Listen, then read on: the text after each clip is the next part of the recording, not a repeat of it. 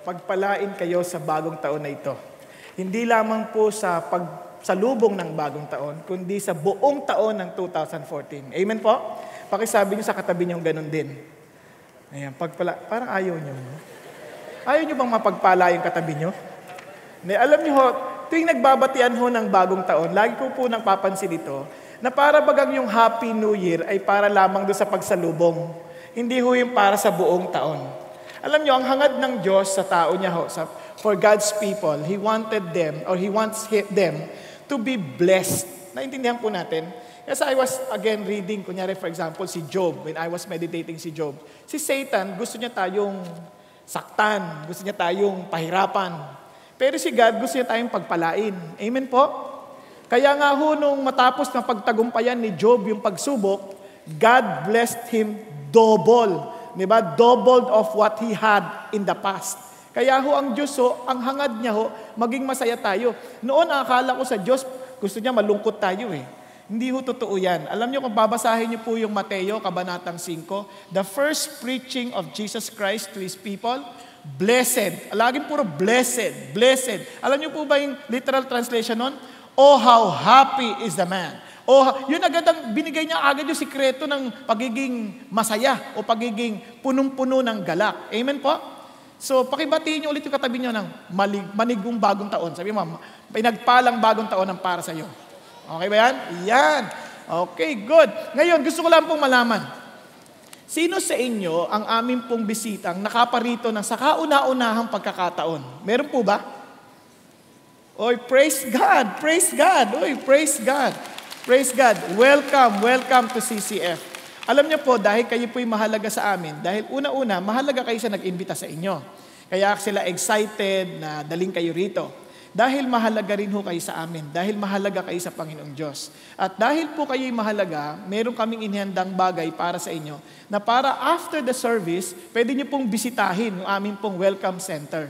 Kaya yung nag-imbita ho sa inyo, pwede po bang samahan nyo rin sila sa pagpunta roon para yung makuha nila ho yung gift na meron pong hinanda para sa inyo, and at the same time, para makilala namin kayo at makilala nyo rin kami kung ano yung ginagawa namin dito. Okay po ba yun?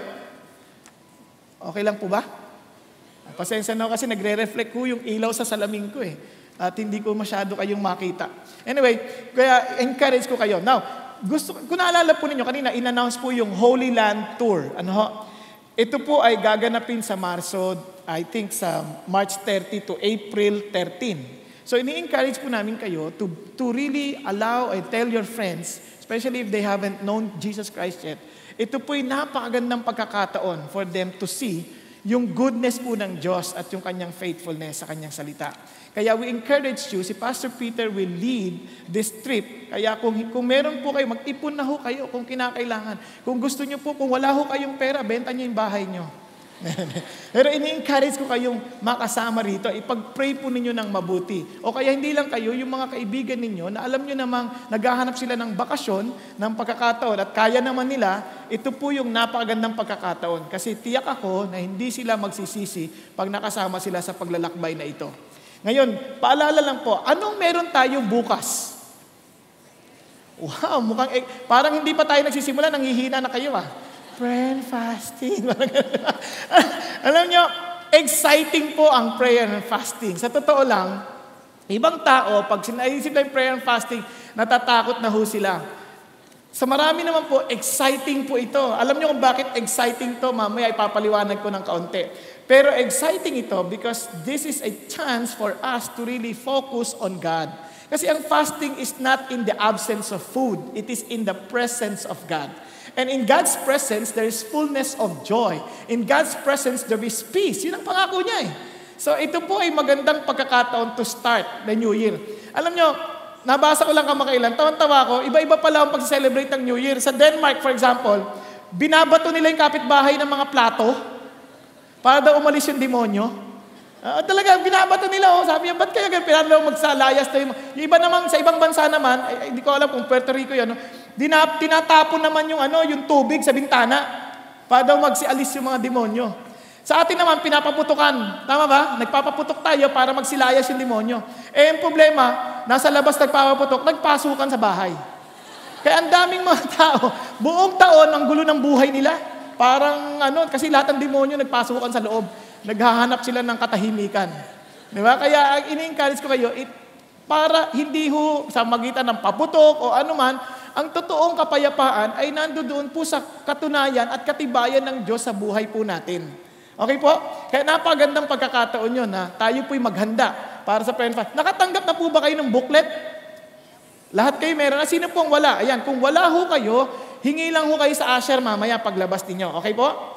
Para hindi nyo ma-miss. Ngayon, kung tinatanong nyo paano mag-fasting, nandiyan po, nakasulat po dyan, para magabayan ho tayo. Pwede kayong mamili. Kunyari, pwede ho kayong mag-normal fast, pwede ho kayong mag-partial fast, pwede rin ho kayong mag-Daniel's fast. Yung pong Daniel's fast, yung po yung parang gulay lamang at tubig. Ngayon, kung iba sa inyo, iba ho, nagtatawa po kasi nagpe-prepare na sila, juice fast. Kaya nagjujuice na sila ng kare-kare, adobo, sinigang. Wag ganon, ha? Talagang seriously take God seriously on this, and I'm telling you, you will never regret it. Okay po? So, prepare yourself for fasting. So, pagdating ng breaking of fast, sa totoo lang, walang namamatay sa fasting. Kadalasan, ang kamatayan ng marami, yung pag-break ng fast. Kasi minsan, pagka sa sobrang parang 7 araw kang di nagkakain, parang gusto mong lamunin lahat. Huwag ganon, kasi yun ang nakakamatay. Nagkakaroon ng stomach cramps, hanggang sa inaatake sa puso. Kaya, magandang pagkakataon ng cleansing yon sa pangatawan. Okay po? Now, isa na lang. Yung leadership conference sa 23 and 24, alam niyo po, sabi natin, yung leadership conference natin, yung pong early bird rate tapos na. So, pasensya na po kayo, tumaas na ito, 700, pero hindi nyo po pagsisisihan. One of yung pinaka-featured guest, si Robert Morris. Si Robert Morris po ay napakahusay at napakasarap pong pakinggang pastor. So, we encourage you to come, okay? Yung 200 is priceless na idagdag. Wala yun. Yung 700, wala yan. It is just for the materials. Kaya, I honestly believe that ito po'y magiging blessing po sa inyo if you come. Okay? Especially for the D group leaders, for the D12 leaders, ito po'y para sa atin. Ito po'y para lalo tayong magkaroon ng kasiriwaan ng pangarapin ng Diyos para sa buhay natin. Okay po? So, yung ating pong booth ay nandyan po sa 2nd floor at meron din po tayo sa 4th floor. Okay, so buta lang ho kayo doon, lapitan nyo lang po sila. Okay, so tayo pong lahat ay magsitayo. Tayo lang po ay magpasalamat sa ating Panginoon Diyos, sa ating pong pagpanahon sa hapon na ito. Aming Ama, maraming salamat po sa iyong pagmamahal sa amin na pinagkalooban niyo kami ng lugar na ito upang kami magkatipon-tipon.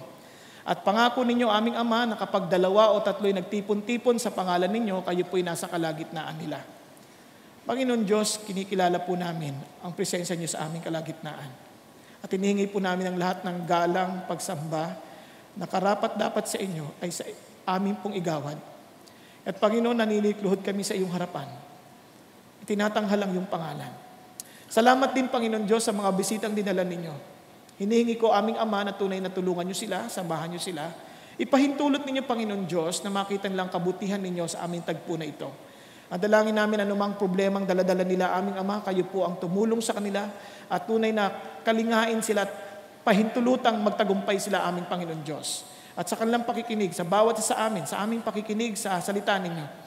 Kung ano man ang aming pinagdadaanan, hinihingi po namin ang kapangyarihan ninyong siyang kumilos upang, Panginoon Diyos, ang pangalan ninyo ay maparangalan at ang buhay po namin ay mailagay sa ayos na siyang ikanalulugdan ninyo. Dalangin din namin, aming Panginoon Diyos, ang aming bansa. Kayo po ang patuloy na humawak sa aming pamahalaan. Tulungan po ninyo ang aming Pangulo sa mga desisyong kanyang ginagawa. Tulungan nyo rin, Panginoon, ang kanyang mga gabinete, aming Ama. Patuloy po ninyong ilantad ang katiwalian sa pamahalaang ito, aming Ama, nang sa gayon, Panginoon Diyos, ito po'y malinis at maging tuwid, aming Panginoon Diyos.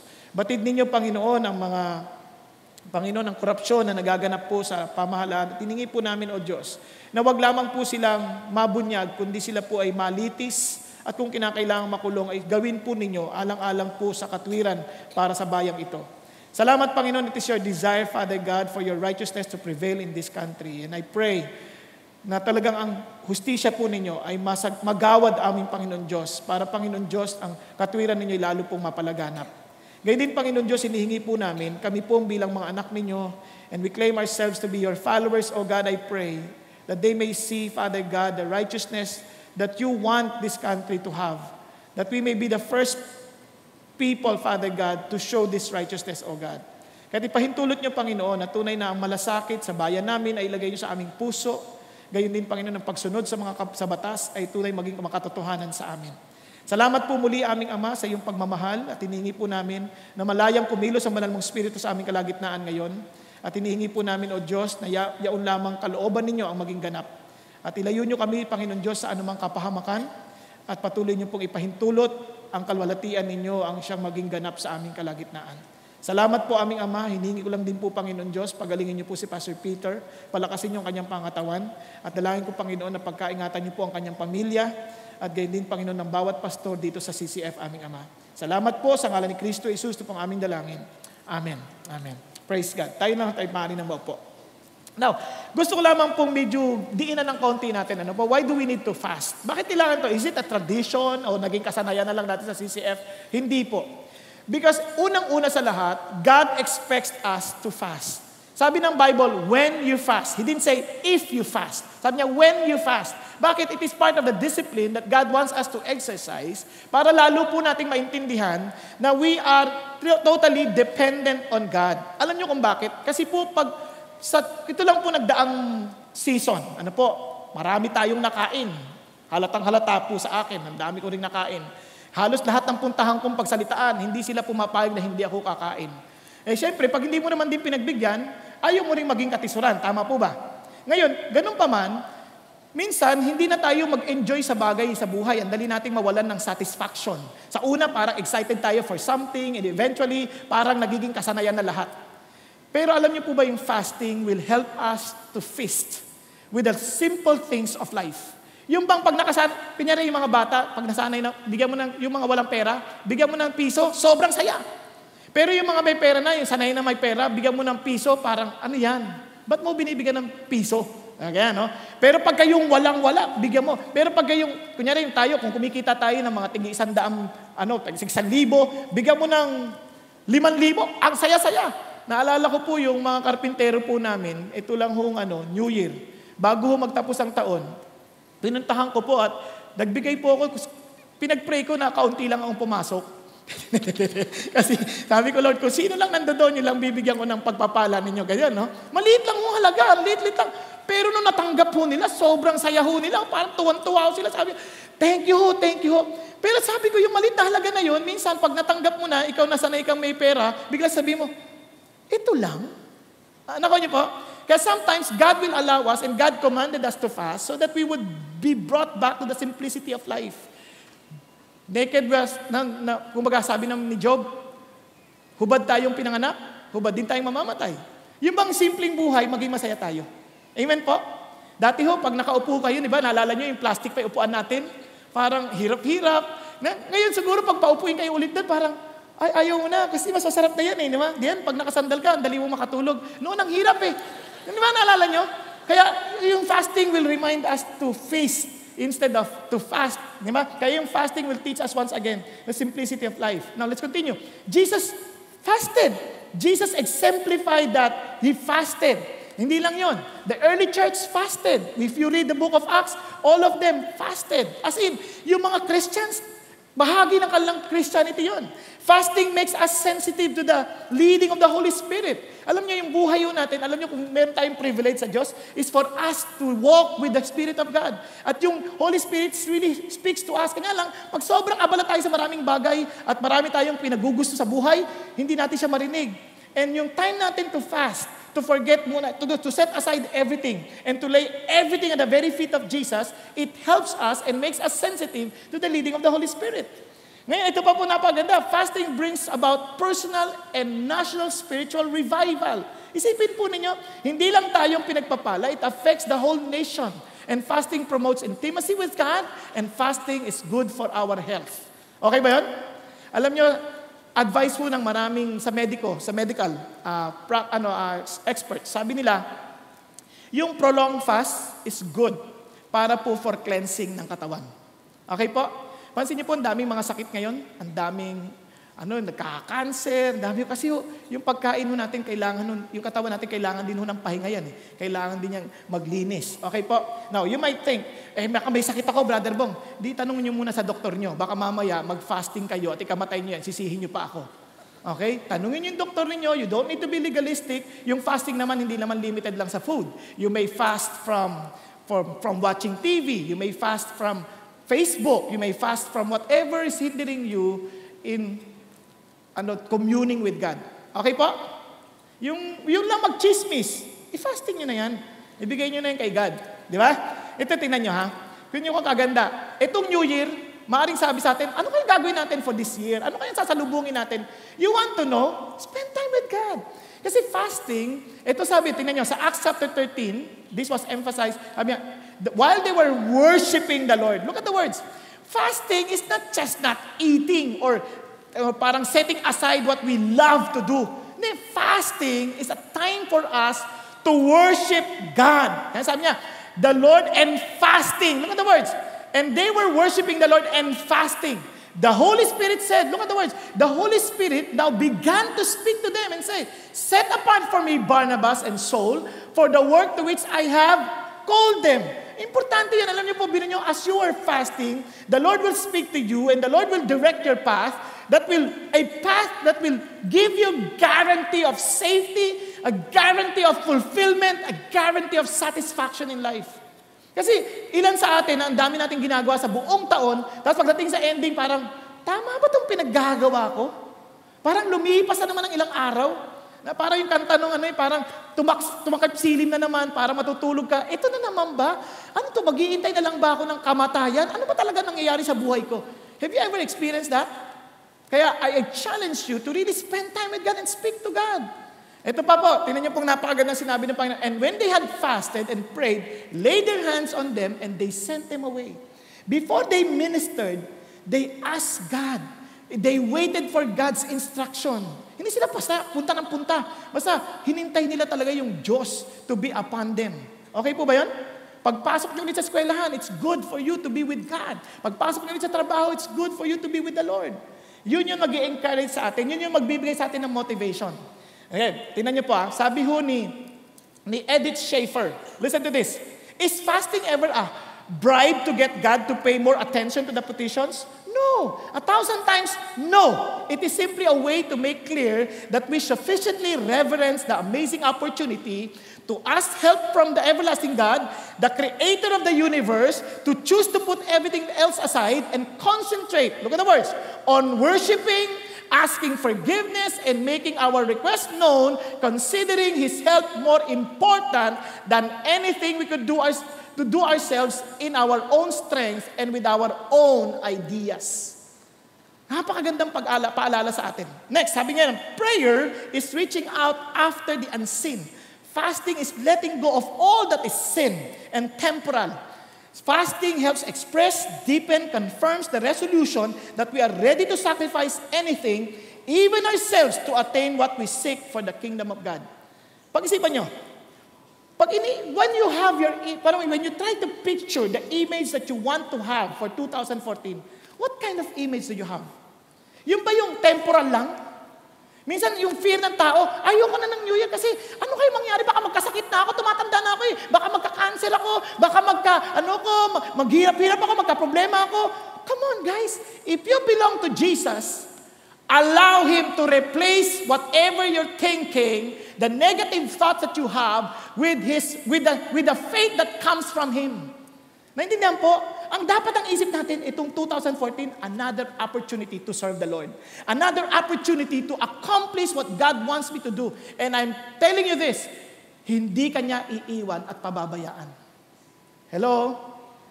Ilan sa inyo pumasok sa eskwelahan, iniisip niyong bumagsak kayo sa exam? Ilan? Sino nakaramdam eh? Ba't ka pa pumasok? Ano ka ninyo? Papasok sa school, ang utak mo, ako mag-e-excel dyan, kaya mag-aaral ako. Tama? I-prepare mo yung sarili mo, tutulungan ka ng Diyos. Tama ba? Hello? Tama ba? Kaya nga, sa buhay, ito importante ha. Kunyari, sakit. Huwag ka mag-alala, temporal lang yan eh. Ang gusto ng Diyos, ikaw, would become healthy. Yun ang gusto ng Diyos. At ang permanent design for you is to be with Him forever. O, isipin nyo, kaya yung katawan na yan, papaltan naman ni God yan. Okay po? Pakigising mo na yung katabi mo. Sabi mo, temporal lang yan. Yung tulog na yan, temporal lang yan. Okay? Now, fasting confirms our utter dependence upon God by finding in Him the source of sustenance beyond food. Sabi ng Bible, man shall not live by bread alone, but with every word that proceeds out of the mouth of God. Kaya yung tao, claiming to be Christians, and yet there is no hunger for the Word of God, there is no hunger for God's instruction, kabahan ka, baka hindi ka Christian. Kasi yung food ng Spirito is the Word of God. Ako hindi lang basta word kasi yung word, yung Bible, it can be a letter that kills. Pero yung living word, being alive in your heart. Okay po? Na-experience na ba yun? Parang nagpe-pray kayo, parang lumulutang yung salita ng Diyos, parang nagbibigay ng instruction sa inyo. When you were so down and all of a sudden, naalala ko, yung kaibigan ko, nagkwentuhan kami kahapon. Sabi niya ganon, Brother Bong, nakita ko, laki ng gasgas dito, laki ng gasgas. As in, ang laki, sabi niya, nadisgrasya ako sa bike. Sabi niya, paano nangyari? Nung nagbabike ako, sumalubong yung taxi. Ano yun yung, alam niyo yung mga nagbabike sa bundok, malayo yun malayo. Sabi niya, free, kumaga highway yan, mabibilis yung sasakyan, nag-overtake yung taxi. Nakita siya, preme siyang bigla, bumaligtad siya. Tapos sabi niya, di ko na malayan, sugat dito rin sa likod, talaga masakit. Tapos, buti na lang, pag tumba ko sa kanan, hindi sa kaliwa, dahil pag tumba ko ganyan, dumaan yung taxi, bilis! Hindi niya marinig Sobrang bisa niya, munti ka na ako, sabi niya gano'n. Tapos, bangon siya ulit. Pag bangon niya, punta siya sa sakyan niya. Pagpunta sa sakyan niya, kinapa niya yung likod niya. Sabi niya, wala yung pump ko, yung pump ng bike. Di, binalikan niya ulit. Nung nakita niya, nandun sa mga kawayan, yung kawayan, ando doon, ang tutulis. Sabi niya, grabe to.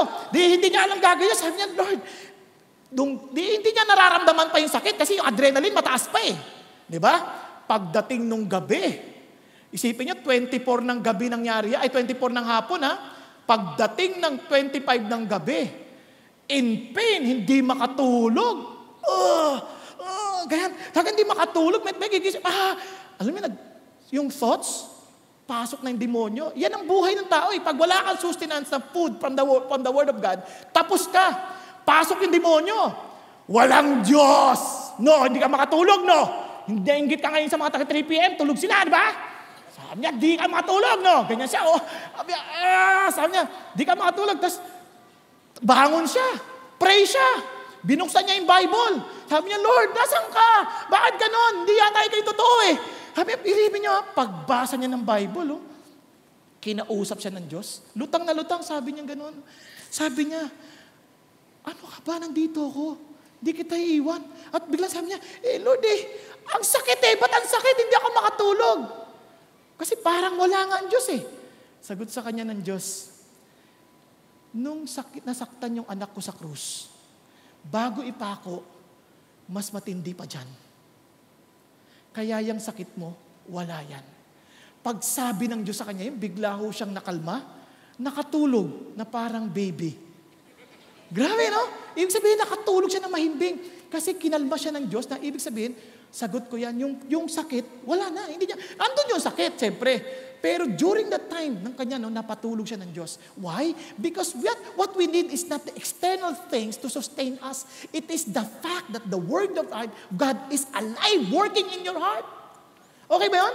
Kaya yung fasting, yun ang tulong niya, biglang bumubuhay yan. Kaya nga ho, kapag may problema kayo at hindi nyo makita yung mga sitwasyon ninyo, why don't you just set aside things and begin to fast alone with God? And this is our greatest privilege. We can fast together and prepare ourselves for this year and believe that God has something in store for you, which I believe will make your life blessed. Amen po? Kaya ito yung pag-asa mo Kaya isipin nyo ilang taon na ho, yung buhay ilang taon na ho, pasalamat ako sa Diyos, hindi ako naniniwala sa mga paputok, hindi ako nagpapaputok. Kasi yung paputok na yun, malas yan. Na-joke lang. Di ba kung ano-ano? Kaya ako yung Pasko, sabi nga nila, huwag ka daw maghahanda ng bilog na may itim na buto. Sabi niya, kasi nakakabulok daw ng swerte. Huwag ka maghahanda na may pakpak, lumilipad ang swerte. Sabi niya, huwag ka daw maghahanda na may 4 na paa. Tumatakbo ang swerte. Sabi mo naman ganun. Tapos, huwag ka daw maghanda ng lumalangoy sa dagat, malulunod ang swerte. Sabi niya, ano pang gagawin mo? Huwag ka na lang maghanda. Yan ang swerte. Tipid. Oh, di ba? Sabi sa inyo, yung buhay ng tao, pagka hindi mo maintindihan, ang dami natin mga ritualis sa buhay, lalo tayo minamalas. Huwag doon. Sumunod ka sa Diyos. And you will see na kahit anong dumating, pagpapala. Ibig sabihin, kahit pagsubok, pagpapala yan. May problema, pagpapala yan. Pero malalagpasan mo yan. Bakit? Sabi ng Bible, no temptation has overtaken you which is not common to men, but God is faithful that He will not let you be tempted beyond your strength. Amen? And the temptation itself will give you a way out. Kaya marami sa atin naisip natin, wala na akong pag-asa, ang dami kong problema, hindi na ako magbabago. Mali ka. Bakit? Sabi ng Diyos, may pag-asa ka. At itong solusyon niya, siya. Kaya spend time with God. Understand Him. Know Him. Kaya lang tayo minsan hindi natin makita. Bakit? We cannot appreciate the things of God. Why? Because your soul is stuffed with small things and there is no room for the great. Masyado na tayo maraming ginuhang mga bagay na walang kakwenta-kwenta.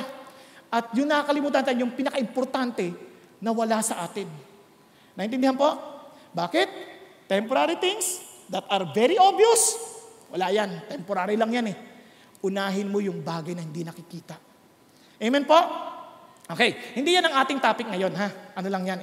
Ano lang tungkol sa prayer and fasting. Ito ang ating, ito suggestion ko lang sa inyo before we end dun sa prayer and fasting. Ito suggestion ko sa inyo. Ano? Actually, may nagsulat ito eh. Very famous siya. Si Anonymous. Sabi niya, fast from discontent, feast on thankfulness. Itong gawin niyo una. Sa fasting na ito, just begin to thank the Lord for everything. Thank the Lord for the sufferings or the problems that you have. Thank the Lord. Bakit? Dahil alam mo, walang problemang walang solusyon. Lahat may solusyon. Okay? Just thank the Lord. Fast from worry. Marami ka bang inaalala sa buhay? Tigilan mo na yan. Tabi mo na yan. But start feasting on trust. As in trusting God. Okay po? Now, fast from anger. Marami kang galit. Yan. Itabi mo na yan. Magpakagutom ka muna dyan. Sabi nga na, but feast on patience. Fast from self-concern. Feast on compassion for others. Di ba? Madalas laging iniisip natin, sarili lang natin eh. Kaya lalo tayo nagiging miserable. Sabi niya, hindi. Magsimula kang magpista ng pagpapahayag ng awa sa ibang tao, tulong. Fast from unrelenting pressures. Feast on unceasing prayers. Marami kang pressure sa buhay, stressful na mga challenges. Pray. Spend time in prayer. Fast from bitterness. Marami ka bang sama ng loob? Feast on forgiveness. Keep on forgiving. Di ba? Sabi niya, fast from discouragement. Feast on hope. Fast from media hype. Feast on the honesty of the Bible. Fast from the idle gossip. Feast on purposeful silence. Fast, sabi nga na, from problems that overwhelm. Feast on prayer that undergirds. Okay po ba yan? Start feasting on God. Yung mag-enjoy ka sa Diyos. Listen to Him carefully. Okay? So paano natin gagawin yan? Ito yung challenge natin. First, keep praying. Pakisabi sa atin mo, keep praying. Keep praying. Bakit? Ito sabi ng Bible. Listen to this. Then He spoke a parable to them that men always ought to pray and not to lose heart. Saying, there was in a certain city a judge who did not fear God nor regard man. Now, there was a widow in that city, and she came to him saying, get justice for me from my adversary. And he would not for a while, and afterward, he said within himself, though I do not fear God, nor regard men, sabi niya, regard man, yet because this widow troubles me, I will avenge her, lest by her continual coming, she weary me. Tigil muna tayo doon. Anong klaseng judge meron tayo dito sa kwento ni Jesus Christ? Sabi niya, yung judge na to, does not fear God, nor regard man. Anong klaseng judge yan pag walang takot sa Diyos at walang galang sa tao? Anong pwede niyang gawin? Most probably, itong picture na ito, dapat maintindihan, yung justice system during the time of Christ, niraraffle yan, parang meron niyang kinakast of flats. Maybe this guy, because he was a man who fears no God and parang respects no man, posible itong maman to, excited dito, sabi niya, makakakuha ko ng kaso ngayon, may maglalagay na naman sa akin. Sigurado, meron ka ba? Kasi walang takot sa Diyos to eh. Tama? Pag walang takot sa Diyos, tiyak yang kurakot yan. Hello? Naintindihan mo natin?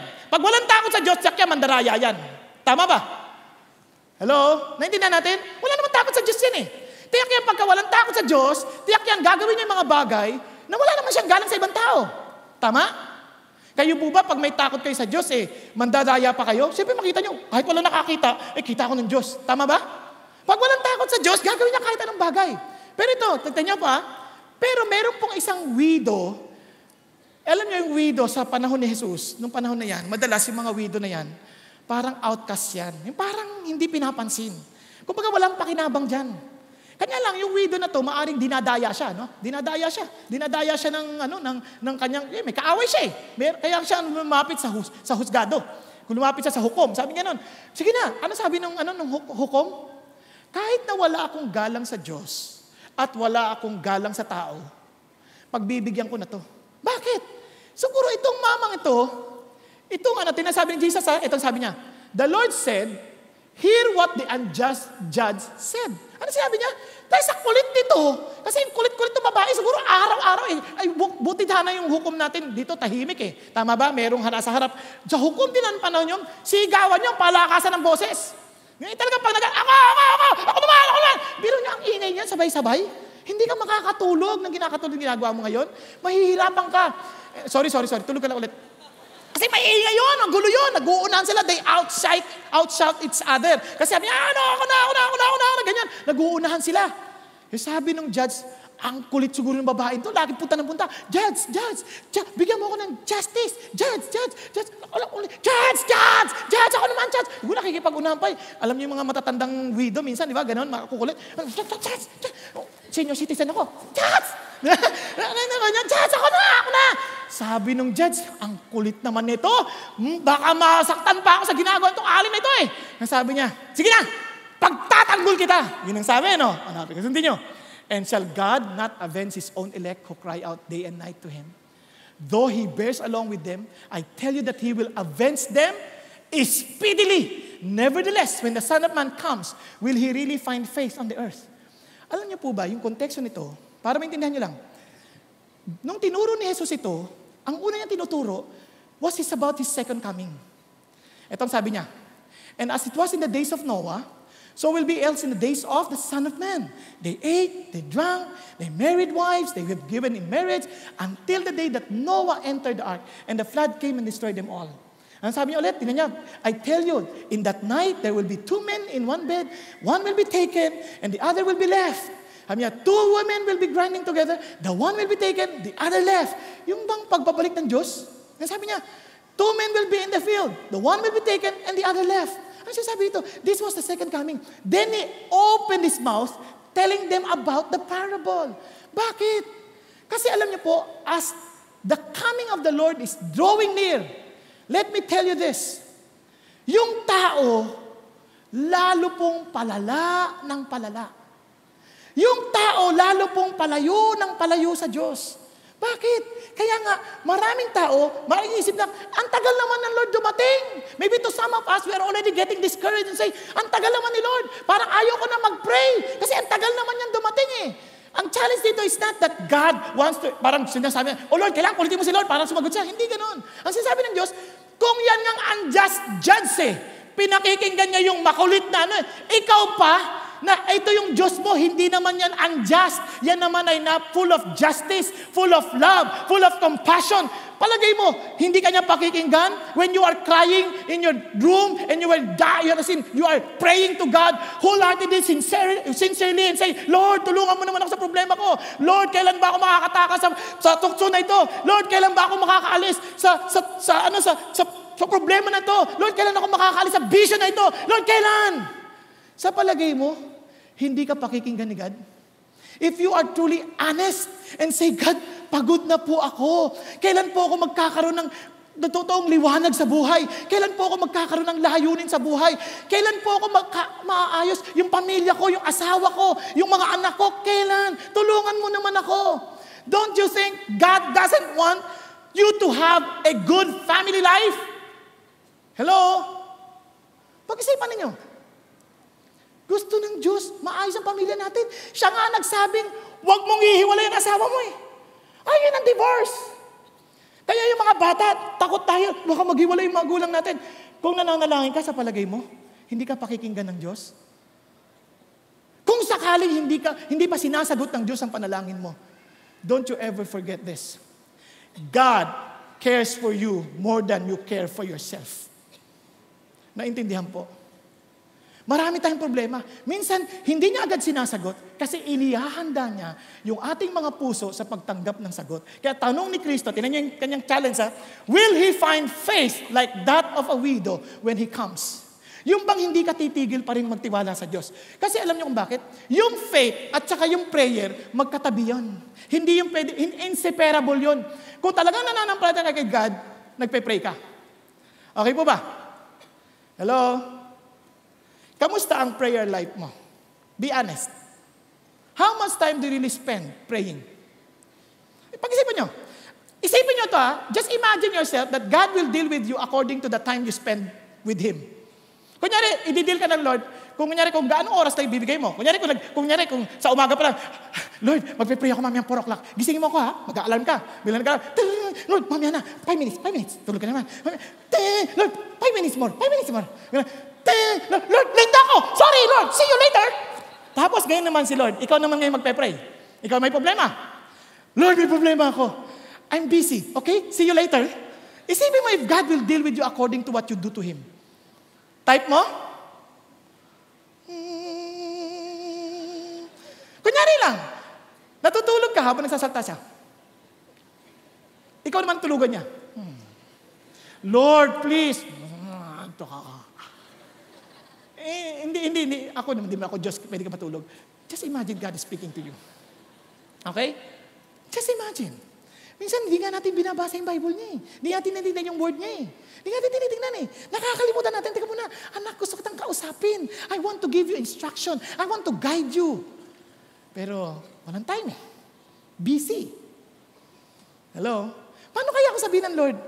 Alam, nung pagharap mo sa Kanya, anak, isusulat ko sana yung pangalan mo nakalimutan ko. Busy ako nakalimutan ko Type mo. Kaya sorry impyerno ka na lang nakalimutan ko isulat Lord, nag-pray na ako nagpapadali pa nga ako kasi nagmamadali rin ako, sorry busy. Type mo ba yun? Hindi naman gagawin sa'yo ng Lord yun, kanya lang, ito lang tanong ko sa iyo. If you truly believe in God, I doubt if you will not pray. Tama? Listen to this. Sabi ito ng isang pastor. Sabi niya, do you believe God knows what will happen to you 1 week from now? Sino naniniwala? Good. Do you believe God knows what will happen to you 10 days from now? 1 month from now? 1 year from now?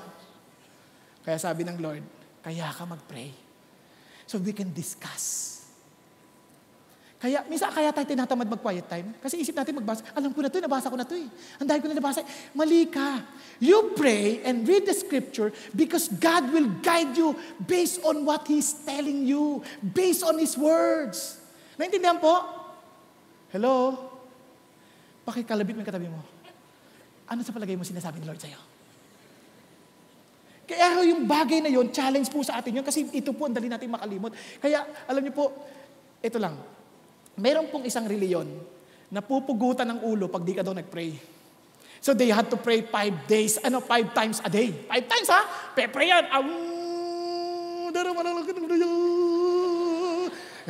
Bakit Kasi pupugutan ka ng ulo That was the time pupugutan ka ng ulo. In other words, kailangan ka mag-pray kasi buhay ang kapalit dito Tama ba? Yan ang mali ng Christian. Hindi tayo nagpe-pray kasi hindi natin naisip, buhay ang nakataya sa atin. When we don't pray, it is our future. It is about our life. We have forgotten that our life is totally dependent on God. Kaya tataka ka, ba't ang dami kong problema? Inauna na si Satan mag-report Kaya sabi ng Lord, lead us not into temptation, but deliver us from evil. Kaya ka nagugulat kasi naunahan ka na ng Satan. Nakapag-report na si Satan. Lord, tingnan mo siya Tulog. Hindi ka. Siya. Hindi, pag-isip mo mabuti. Nauna ka na Yan, just in case, tinan niyo naman ng Lord, Sinabi niya kay Peter yan Watch and pray that you will not fall into temptation. Pag-isip ni Lord, tulog ka na naman. Peter, ano ba? Kamising ka, mag-pray ka. Lord, I will die for you. Di ba? Even if all they scatter and leave you alone, I will not. Sabi ni Peter, sabi ni Lord, no, Peter. Satan asked permission to sift you like wheat. But I prayed for you, Peter. Ay, salamat. Kahit hindi ka nagpe-pray, si Lord nagpe-pray. That your faith will not fail. Si Peter, hindi niya nakita yun eh. Hindi niya nakita. Hindi nagre-report eh. Si Satan report ng active ha. Tayo hindi tayo nagre-report. Kaya talo tayo eh. Kaya unahan mo na. Kaya sabi ni Lord, just in case you will allow Satan, please deliver me from evil. Hello? Kaya huwag kayong magulat sa mga nangyayari sa panahon. Gusto niyo hindi magulat? Pray. Gusto niyo hindi magulat? Prepare yourself. Tingnan sabi ng Lord. Listen to this. Truly, I say to you, this generation will not pass away until all things take place. Heaven and earth will pass away, but my words will not pass away. Be on guard. Ano sabi niya? Christians, be on guard. Bakit? So that your hearts will not be weighted down with dissipation, with drunkenness, and the worries of life. Alam niyo bakit nagwo-worry ang tao? Ito sabi niya, and the worries of life, and that day will come on you suddenly like a trap. Magugulat ka na lang, darating yan. So paano maiiwasan? Kasi darating yan sa lahat, hindi ha? For it will come upon all those who dwell on the face of all the earth. Nasa lupa ka pa ba? Darating sa'yo to? Hello? Sino dito ang hindi dadaanan ng ganitong pagsubok? Meron? Wala, di ba? Kahit hindi ka nakikinig at tulog ka, dadaanan ka. Sinasabi ko na sa iyan. Bakit? Tingnan nyo, for it will come upon all those who dwell on the earth. So, paano ka makakaligtas? Paano? How can you be on guard? Itong sabi ng Lord, but keep on the alert at all times. How? Praying that you may have strength to escape all these things that are about to take place and to stand before the Son of Man. Anong susi? Pray. Yun ang susi. Gusto mong bantayan? Paano mo babantayan? Paano gagawin? Pray. Lord, pray. Pray ng pray. Naranasan niyo ba biglang parang tinatamad mag-pray? Kaya nga, ang ganda nung sabi ni Pastor Peter Kanamage, have a resolution. Naalala ko tuloy yung brother-in-law ko dumating. Bago umalis yun, galing siyang Canada eh. Bago umalis yun, pumuntang Canada para mag-migrate doon. Payatot yun. Payatot. Nung nakita ko, naku po, parang Steven Seagal, ang laki ng katawan, haba ng buhok. Sabi ko, anong nangyari sa'yo? Parang ang laki talaga ng katawan. Yung braso, ito, muscle yan, doble nito. Ito, taba to eh. Yun, muscle. Laki. Sabi niya, paano nangyari sa'yo? Ba't lumaki yung katawan mo? Sabi niya, I resolve to go to the gym whether I like it or not. Whether the weather is not. Sabi ba naman? Anong ibig sabihin? Mag-gym ako kahit bumabagyo, kahit araw-araw nag-gym, grabe. Tapos magbubuhat. Sabi ko, kaya pala ang laki ng muscle nitong mama. Dating payat to din ha? Dating payat din talaga. Ngayon ang laki ng katawan. Sabi niya, kaya lagi nakasando. Ako nga panay ang t-shirt ko takot ko lang. Kasi kung magsasando ko, kita yung mga bilbil sa kamay. Sabi mo, dito na yung bilbil ko, wala na dito yun, ang ganda ng katawan, sabi ko. Tapos tinanong ko sarili ko, Lord, ganun kaya kami kadeterminado para yung aming mga spiritual muscles malalaki din? Para pag dumating yung mga bagyo, kayang-kaya. Pag may sumasapak yung diablo, kahit natirahin sa tiyan, kaya. Bakit? Mga muscles namin, we have resolved to prepare ourselves for whatever storms that may come upon our lives. Kaya sabi ni Kristo, tingnan nyo, he who hears my word and puts them into practice is like a wise man who builds his house upon the rock. The rain comes, the wind blew, the flood came, and it remains standing. Tama? Ano susi? Applies. Hears. Nasusundan po natin? Hello? Alam ko pag umaataking diablo sa akin, alam ko pag kailan ako mainit ang ulo. Alam niyo kung kailan? Pag nakakalimutan ko mag-pray sa umaga. Kaya alam ko na kagad sa Lord, patawarin mo ako. Kaya bago ang lahat, pray muna. Doon ko kaya sabi ng Lord sa akin, naalala niyo, sabi ng Lord, pray ka sa una. Bakit? Kasi yung turo pa lang niya eh. Give us this day our daily bread. Alam mo pang umagang prayer yun eh. Bakit pang umaga? Kasi pag gabi ka na nag-pray at sinabi mo, give us this day our daily bread, ay hindi ka na makakakain, fasting ka sa umaga. Tama? Fasting ka sa tanghali. Kaya, ang problema, kung sa gabi magdi-deliver si Lord, kung hindi ka na magising bukas, wala kang kakainin. Patay ka na hindi mo na kailangan. Nakuha ninyo? Kaya nga ang buhay natin is to keep on asking God's will to happen to us. Kaya, thy will be done on earth as it is in heaven. Bakit? Kasi we are just living one day at a time. Kaya nga ang Christians, walang worry. Kasi hindi mo nung kailangan isipin yung bukas eh. Kaya mo yung gawin mo dapat gawin ngayon, bukas hindi mo kailangan alalahanin. Tama, mali? Ano nga alalahanin mong pagkain kung nagtanim ka ngayon? Tama? Ano po problemahin mong aanihin bukas kung nagtanim ka naman? O di mag-aani ka ngayon. Basta gawin mo lang dapat ngayon. Ngayon kung hindi ka magising bukas, walang problema. Wala kang regrets. Why? Because you accomplished exactly what God wants you to fulfill. Amen? Pakisabi sa katabi mo, gising ka na. Bakit? I want you to be watchful. I want you to be alert. How? Keep on praying. Ano sabi ni isang nabasa ko to sa website Our greatest victories are won on our knees and with empty stomachs. Yung takbuhan, yung battle sa labas, wala yan. Ang totoong labanan nung nagmi-meeting kayo ng Diyos. Lord, itong strategy. You will attack here and I will ambush here, sabi ni Lord. So, the battle is finished. Panalo ka na kagad, hindi pa nagsisimula yung gera. Tama? Ang problema ng maraming tao, doon pa lang nakikipag-meeting sa Diyos habang nag-aaway, Lord, paano to? Anak, pag kinausap kita, tatamaan ka. Kaya, ituloy mo na yan. Patay kung patay. Nakuha ninyo? Kaya dapat nagmi-meeting na kayo bago ka lumaban. Para preparado ka na with all the bullets. Kasi baka mamaya, Lord, pengin bala. Anak, naku naman, ba't kayo ka palang humingi? Dapat kanina pa. Nahingi na ng kasama mo. Kaya siya panalo, ikaw talo. Kasi hindi alerto Kaya be alert. Amen? Be alert. As in, tingnan nyo keep on praying. Kahit anong obstacles dyan. Tingnan mo yung babae. We do to ang daming tao. Pero tuloy pa rin siya, wala siyang pakialam. Parang si Bartimeo, ewan ko nabasa si Bartimeo, yung bulag. Sabi niya, have mercy on me, son of David. Have mercy on me. Sabi ng mga tao, tumahimik ka, nakakahiya ka, ano ka ba? Lalo sabi ka, have mercy on me, son of David. Walang pakialam. Basta, lapit sa Diyos. Ang sabi ng Lord, what do you want me to do for you? Bulag Bakit kailangan patanungin ng Lord? Pag-isipan ninyo Bulag naman Kaya, anong gusto mong gawin ko para sa'yo? Sabi ng Lord, parang gusto ng Lord ng conversation. Tama? Pwede mo sabihin, Lord, hindi mo nakikita, bulag ako? Oo, alam ko, bulag ka. Anong gusto mo, aso? O paningin? Kasi maraming tao, humihingi ng maling bagay. Tama, mali? Kaya tinatanong ni ng Lord, ano pinagpe-pray mo? Minsan nagpe-pray tayo, Lord, bigyan mo ako ng kayamanan. Ba't mo gusto ng kayamanan, anak? Ang hinahanap mo naman ng kasiyahan. Ang kayamanan, hindi assurance ang kasiyahan yan. Tama po ba? Lord, bigyan mo ng asawa. Anak, ba't huminga ng asawa? Kung hinahanap mo kaligayahan, hindi yan ang sagot. Mamamblema ka lalo. Naku, pagdating ng Pasko, mapapagod ka sa shopping dahil sa asawa na yan. Kaya anong gusto mo? Pag-isipan niyo mabuti. Lord, bigyan mo ng kotse. Anak, ano ba gusto mo? Kotse? Kaya kitang bigyan ng flying carpet. Diba? Kaya ito, what do you want me to have? Sabi ng Lord, ito yung Bartimeus, walang tumipigil kahit nasabihin sa kanya, tumahimik ka! Hindi ako tatahimik. I need to hear. I need to hear from Him.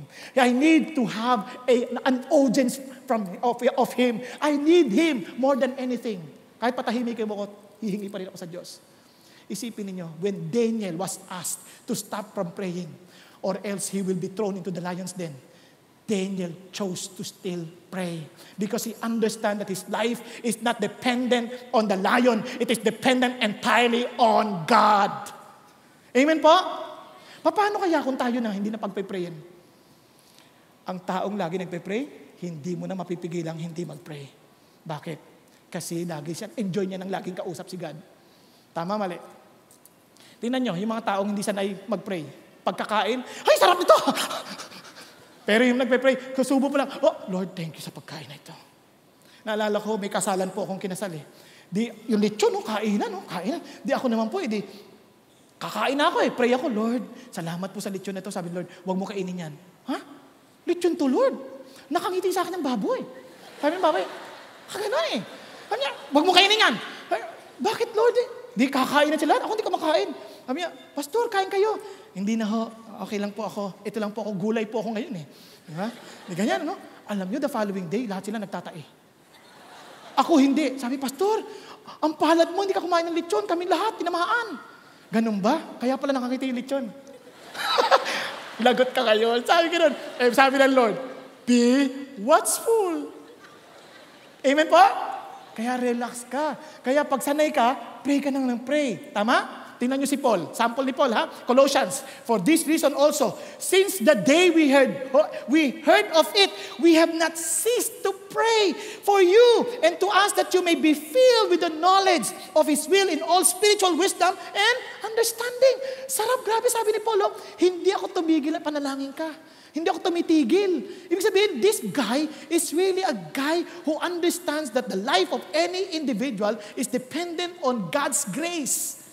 Parang kahit turuan ko kayo ng turuan, without God working in your heart, you will never experience the power of God unless you are really brought to the very feet of Jesus.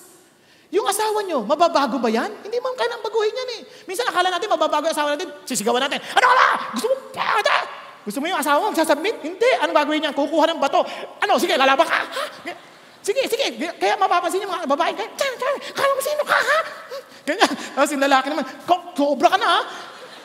Sabi niyo mabuti. Hindi mo makukuha sa paraan mo yan. Anak, akala mo ba magiging magalang yan? Pag sinigawan mo, ano ba? Tadya ka mo pang ganyan. Hindi magagana yan. Tuhod ang katapat niyan. Tuhod. Yung asawa mo, sugarol, tuhod ang katapat niyan. Tuhurin mo. Totoo. Lord. Baka naman mali ang kuha niya, baka uwi niyo. Sabi na asawa na tayo na. Hindi ganun, ha? May problema ka sa boss mo? Tuhurin mo. May problema ka sa teacher mo? Tuhurin mo. Pray. Keep on praying. Amen? Kaya alam niyo po, gabi-gabi, tinutuhod ko kayo. Sabi ko, itong natutulog na to, Lord. Lord, hindi ka mo ng problema. Para gising ka lagi. And I pray for you. And sabi nga ng Lord sa akin, hindi ko kayo kilala, but I will remember your faces. But of course, not everybody. And I just pray, Lord, itong tao na to naalala ko. Kaya tataka kami sa asawa ko, sabi niya, ba't ka umiyak? Naalala ko yung mama. Nakanganga siya nung tumutululaw. I prayed for him! Joke lang. Now, let's continue. Alam niyo, itong bagay ito napakaganda. Si Paul, when he prayed specifically. Kaya let me just share this with you. Ito talaga yung topic natin, ha? Kanina, introduction lang yun. Ito sabi niya, pray, sabi ni Oswald Chambers, prayer does not equip us for greater works. Prayer is the greater work. Now, listen to this. Pray without ceasing. Galing kay Paul yan. He practices that, and he wants us to do the same.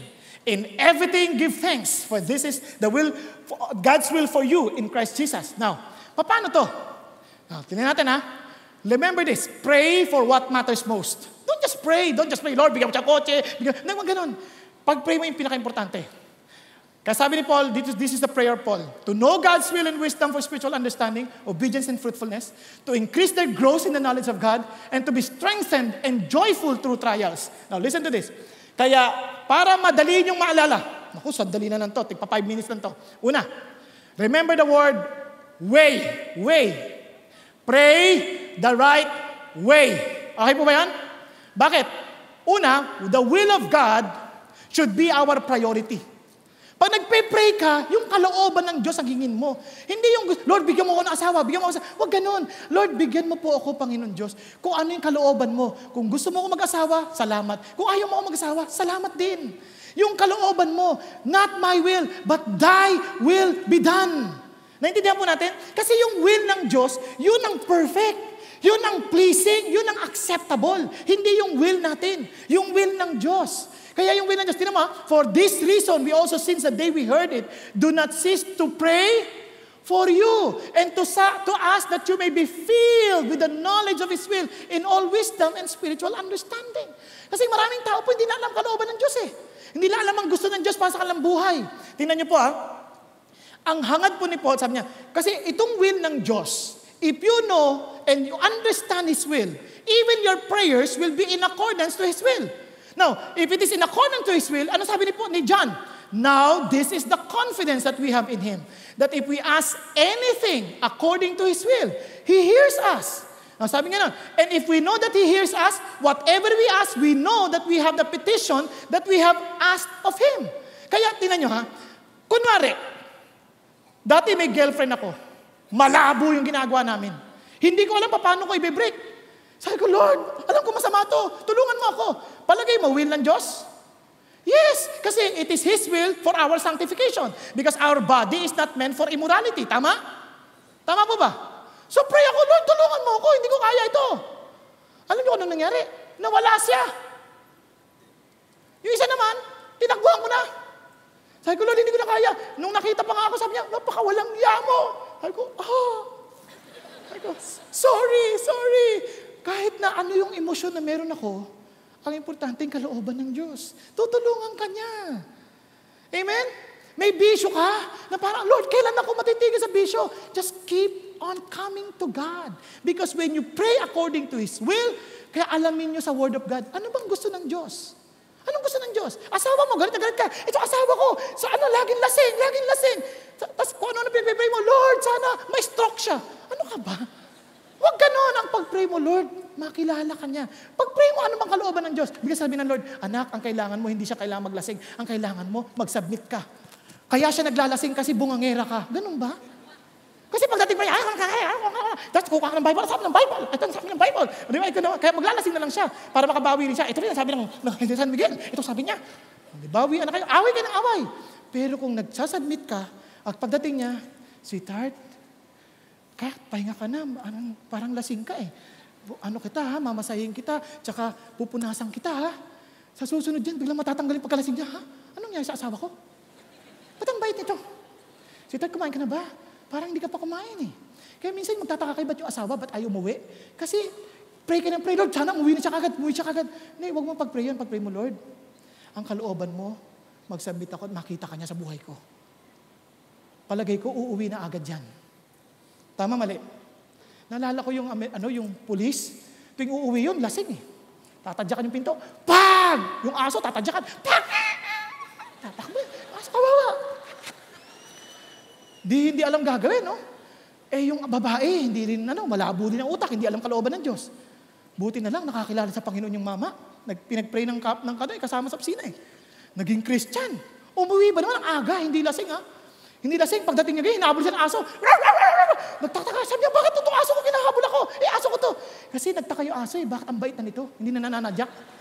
Pero pati aso, alam naging Christian siya. Tapos pagpunta ng pintong ganyan, sabi ng asawa, may sakit ka ba? Ba't ka umuwi na maaga? Ba't hindi ka lasing? Ano nangyari sa'yo? May dala pang bulaklak. Sweetheart, sabi ng Bible, mahalin daw kita. May sabi ng babae, ano nangyari sa'yo? Hindi niya maintindihan hanggang sa naging close sila ulit. Naging maayos sila. Yung aso, patay na. Wala nang tumatadyak sa kanya eh. Wala nang challenge. Anong challenge? Tingnan niya, if you know the will of God, kaisipin niyo, anong will ng Diyos? Friends, meditate on His Word. Know His will. Read His Word. Friends, anong general will niya? Sabi nga niya, salvation. He wants people to be saved. He doesn't want anyone to perish. So pray for your relatives. Pray for those who haven't known the Lord. Your friends. Pray for them. Kawawa naman sila. Unang-una, ang gulo ng buhay na sa lupa. Kailangan ng tulong. Bukod, wala sila example. Kayo yun eh. Bukod pa doon, anong kailangan nila? Kailangan nila ng kaligtasan. Kaya sila naisip na lang yung buhay sa lupa lang eh. Hindi, may buhay pa sa langit. Kaya, pray for them. God's will yan eh. Kaya keep on sharing to them the gospel. Sanctification. Will ng Diyos yan. What else? Submission. Submission to authorities. What else? Kung minsan you will suffer because of righteousness. Go so be it. Hindi ka takot. Bakit? You know it's God's will. If it's God's will, God's protection will be upon you. Amen? Hindi lang yun. Tingnan niyo po. Mabilisan na lang. Kasi sabi nga, sa atin po, for example, anong will ng Diyos sa church na ito? To honor God. To make Christ committed followers. Who will make Christ committed followers? So I challenge you guys, friends. Meron ka bang kilala na talagang burden na burden ka? Dali mo sa Diyos. Punta ka rito tuwing gabi.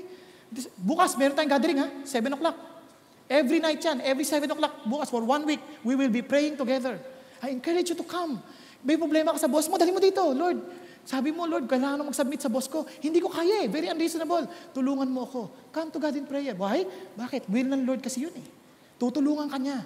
He will give you all the resources you need to accomplish His will. Amen? Amen po? Now, ito pa. Mabilisan na lang. What else the Lord wants us to sabi ng Lord, therefore, do not be unwise, but understand what the will of the Lord is. Why? Because the days are evil. Ano sabi na? The opportunity is necessary. Tingnan nyo ha. Isipin nyo maraming anak natin, they spend time as in playing basketball. Ang height ng tatay, 4'8". Ang height ng nanay, 4'7". Sa palagay mo, ano kayang height niya paglaki? 4'6". Tapos ang buhay niya naubos sa basketball. Dribble lang, ganyan. Di nag-aaral. Bigay mo, ang dami niyang nasayang na panahon. Kaya know the will of God. Amen? Minsan ang dami nating involved din sa buhay. Sabi nga ni Jesus, di ba, kay Martha, ang dami niyang hinanda. Lord, wala ka bang pakialam yung kapatid ko, di man lang tumutulong sa akin? Ang sabi ni Lord, Martha, you're bothered for so many things. Only one thing is necessary. And Mary has chosen it. Isipin mo, minsan sa buhay natin, dami tayong pinag-aaksayahan ng panahon. Isang bagay lang importante, hindi natin alam ang will ng Diyos. Kaya nauubos ang resources natin for something na hindi naman importante. Pag-isipan ninyo.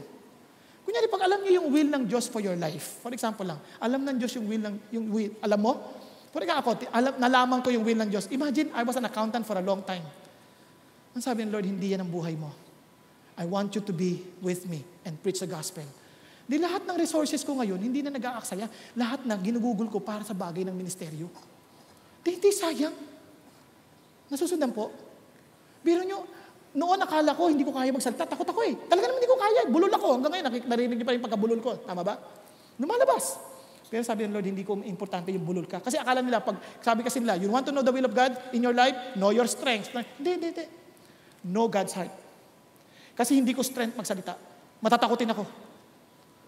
Introvert akong tao. Nagkaroon ako exam. Nakita ko, introvert ako. Nagulat ako. Hindi kayo maniniwala eh. Sabi ko, Lord, wala akong qualification to become a preacher. But God said, dito ka. Ito ang calling mo. I'll take care of you. Nasusundan po natin? Can know His will. Don't waste your time for things. Hindi ko sinasabi lahat tayo magpapastor. Ha? Hindi. Maybe God wants you to become a pilot. Maybe God wants you to become the next president of this country. Prepare yourself for that. Pray.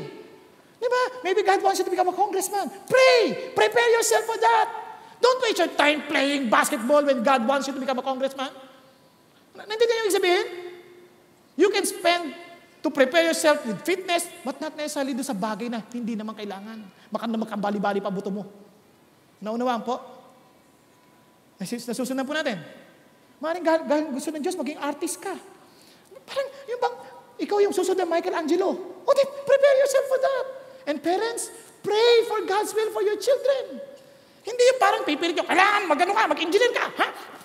Hindi ka mag-engineer, lagot ka sa akin. Ang gusto ng Lord sa kanya, mag-vulcanize. Paano yan? Sabi mo, anong kinabukasan siya sa vulcanizing?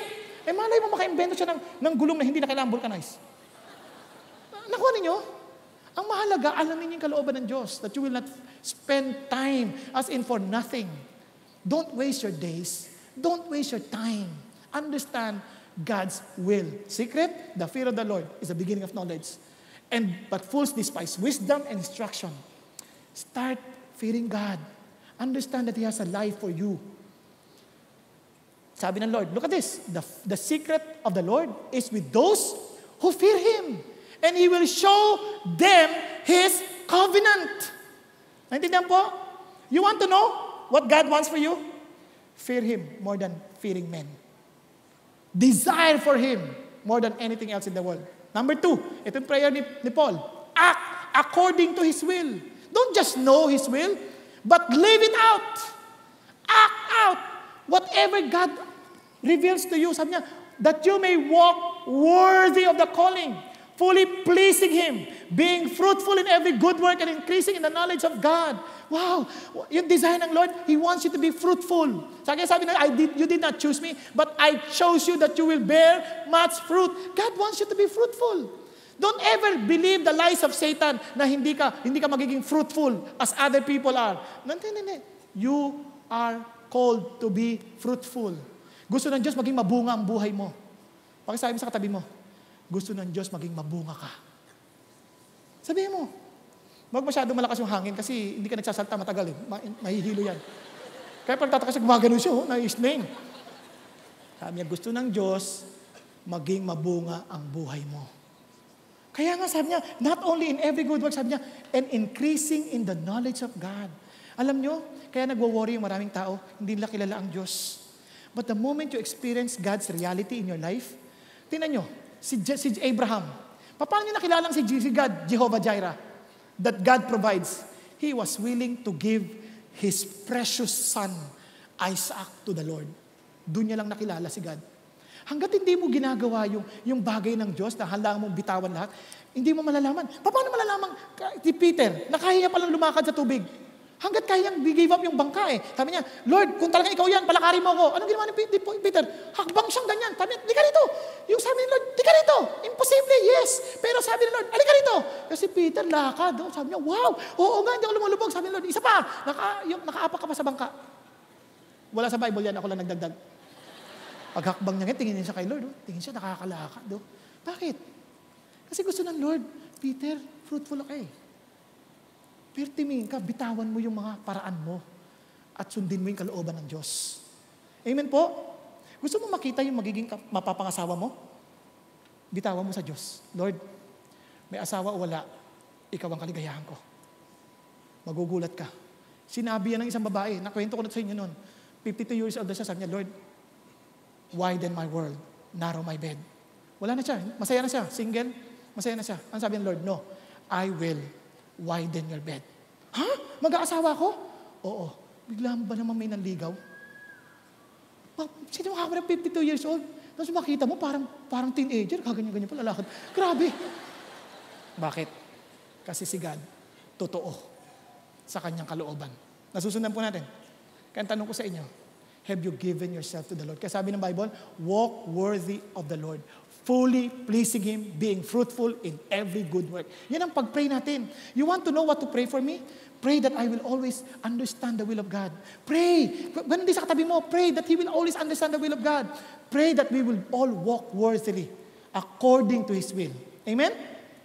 Kaya sa itong prayer and fasting, pag-pray natin tuwing gabi, pag-pray natin si Pastor Peter, na itong bagay ito pag-pray natin. Okay po, pag-pray natin bawat isa, Lord, yung will mo po para sa Kanya. Maging may bunyag po, malaman niya po, magkaroon siya ng uhaw sa bagay ng iyong salita. Naintindihan? Now, thirdly, sabi ng Lord na gusto niyang matutunan natin ito. Sabi niya, yearn for God's power. Ano una? Will of God must be our priority in our prayers. Lord, yung kalooban mo. Not my will, but thy will be done. Kaya walang tigil yan. Lord, keep on telling me your will. Every day, thy will be done on earth as it is in heaven. Amen po? Sunod, sabi niya, act accordingly. Remember, you're the child of God. So act. Act as a prince. Act as a child of God. Hindi yung para kang nabubuhay sa pusakal. Tama? Hindi.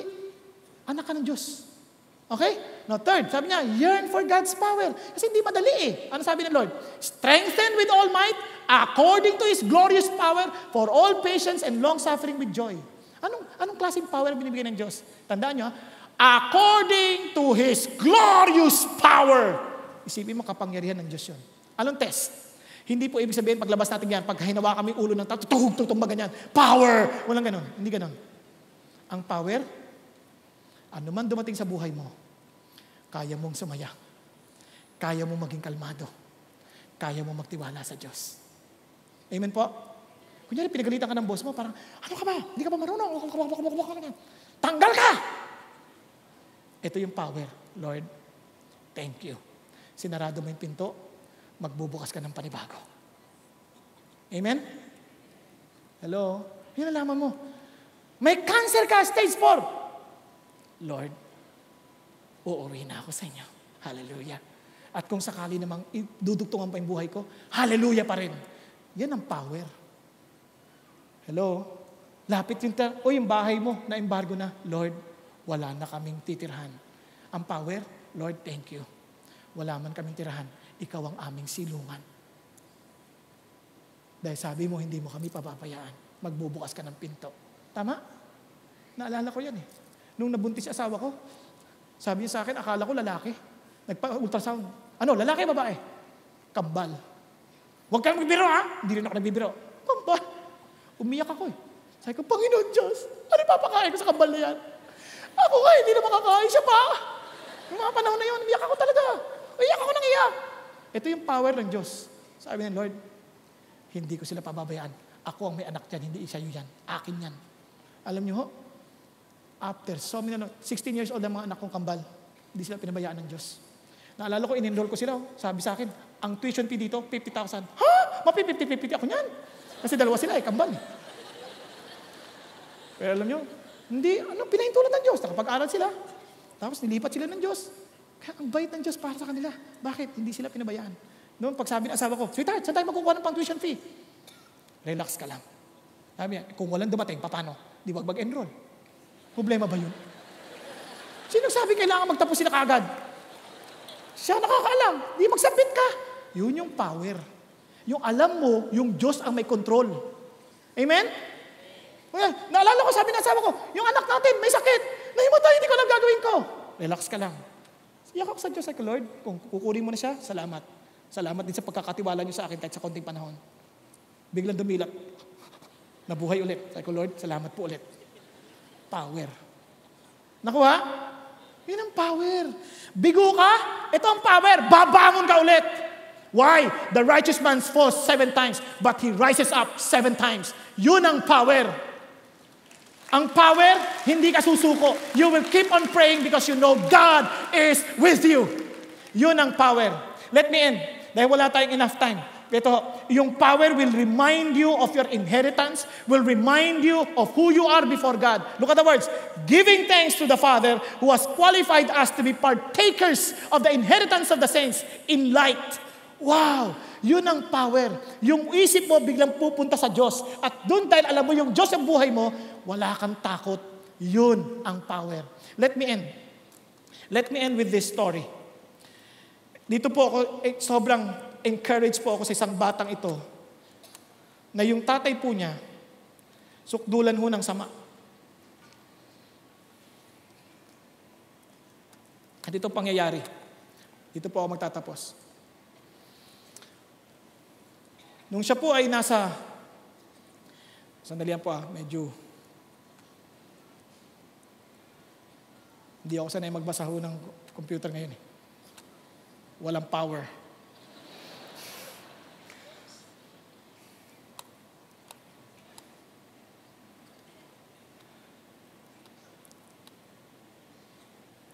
Dali lang po pasensya na ho kayo. Sobrang lakas ng power. Hindi ko makita. Ayan. Meron po isang lalaki. Meron po siyang isang bahay. It was vacant. Pero mataas. Meron pong hagdanan papunta sa taas. At doon po, pag akyat niya, parang nataka siya, parang may gumagalaw eh. Umakyat po siya. Madilim. Biglang pag flashlight niya, mayroong isang bata, lalaki, nakaganyan po, nakatakot na takot. Sabi niya, anong ginagawa mo rito? Sabi niya, gano'n. Huwag niyo po sasabihin kahit kanino. Sabi niya, anong ginagawa mo rito? Please, huwag niyo sasabihin kahit kanino. Bakit? Sabi niya, asa ba nanay mo? Sabi niya, patay na po. Yung tatay mo? Ako, huwag niyo po sasabihin kahit kanino. Huwag niyo sasabihin sa tatay ko. Bakit? Sabi niya, lasing po siya. Ginulpi niya po ako. Talagang, kita niyo, durug-durugo yung katawan ng bata. Talagang punong-puno ng pasa. Sabi niya, bakit ka ginulpi? Sabi niya, gusto niya po ako magnakaw. Kanya lamang po dati po ako magnanakaw. Dahil sinasabi ng tatay ko, magnakaw daw ako. Kanya lamang po, naka-attend po ako ng isang pagtitipon sa isang mission school. At sabi nila, ang pagnanakaw ay masama. At binigay ko po yung buhay ko kay Jesus. Sabi niya, huwag na kang magnanakaw ulit. Kanya lang, papatayin ako ng tatay ko. Kaya sabi niya, hindi na ako magnanakaw. Kahit patayin ako ng tatay ko. Kaya nung ginulpi siya, tumakbo pa rin siya. Kaya sabi niya, sige, hintay mo ako rito. Hahanap ako ng tulong. Pero sabi niya, bago ka umalis, pwede ba akong umawit ng isang kanta? Hindi ko na po kakantahin dahil hindi ko alam ang tono. Itong sabi niya, gentle Jesus, meek and mild, look upon a little child, suffer me to come to thee. Fain would I to thee be brought. Gracious Lord, forbid it not. In the kingdom of thy grace, give a little child a place. That's the little hymn.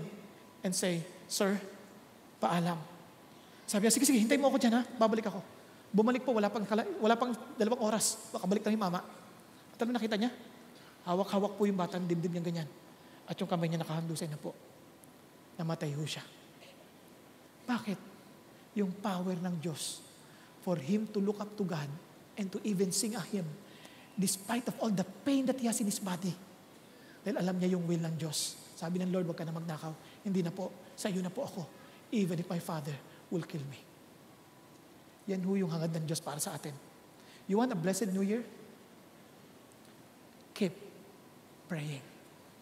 Pray that God's will be revealed to all of us. Pray that we will walk according to His will. And pray that the glorious power of God be upon us all. That we will always give thanks to Him no matter what comes our way. Tayo pong lahat ay yumukot, pumikit sandali. Thank you, Jesus. Thank you, Lord. Thank you, God. Kapatid, kailanman hindi ibubunyag ng Diyos ang kanyang kalooban sa hindi niya kapamilya. Kaya sabi ng Panginoon Kristo, ako ang mabuting pastol. Ang aking tupay nakikinig sa akin at kilala niya ako at susunod siya sa akin. Kapatid, if you are seeking for His will at wala ka pang ugnayan na totoo kay Kristo, alalahanin mo ito. He wants you to be part of His kingdom. He wants you to inherit whatever the saints, whatever God has prepared for His saints. That is if you will allow your life, if you will surrender yourself to Him and say, Lord Jesus, I'm tired, I need you, you are the life I'm looking for. If this will of yours will make me better, if this will of yours will become a reality to me, Lord Jesus, I accept you as my Lord and Savior. Lord Jesus, I'm a sinful man. I have no hope. Sobrang sukdulan ko ng sama. Lord Jesus, but I thank you that you died on the cross for me and you rose again from the dead to forgive me from all of my sins. So Lord Jesus, come into my heart and allow me to live a life worthy of your calling. Lord Jesus, I pray to help me to have a new beginning, a fresh start. And thank you, Jesus. But with all the resolutions that I have made in my life, I know that I cannot do it with my own strength, only by your grace. So I submit myself to you. And allow me to resolve to walk with you faithfully, to pray with you continuously, and to know you more in this life, so that I would desire you more and more, oh God. Thank you, Jesus. And Father God, I pray to bless everyone in this place, and for every family we represent, I pray that your peace, your love, your presence, your joy, and a thankful heart be upon us all. In Jesus' name, amen. Amen. God bless you. Amen. Hello. Amen. Can I invite everyone to stand up as we sing our final song? Oh, there will be times in our lives when we will lose heart to pray to God, but let's remember that it's a mighty God who we serve and who listens to our prayers. Let's sing the song. So let's enter into His presence yet again. We never left it. With reverence, awe, and wonder. Woo! What a mighty God we serve.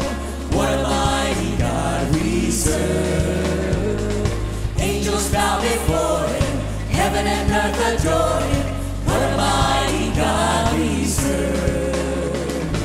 What a mighty God we serve. What a mighty God we serve. Angels bow before Him. Heaven and earth adore Him. What a mighty God we serve.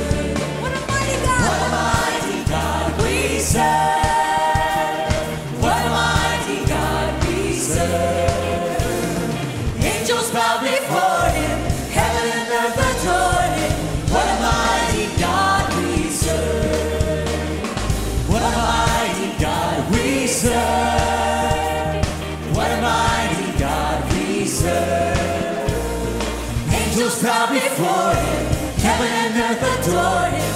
What a mighty God we serve. What a mighty God we serve. What a mighty God we serve. Amen and amen. May we remind our guests to visit the welcome room at the back. Have a blessed Sunday, everyone.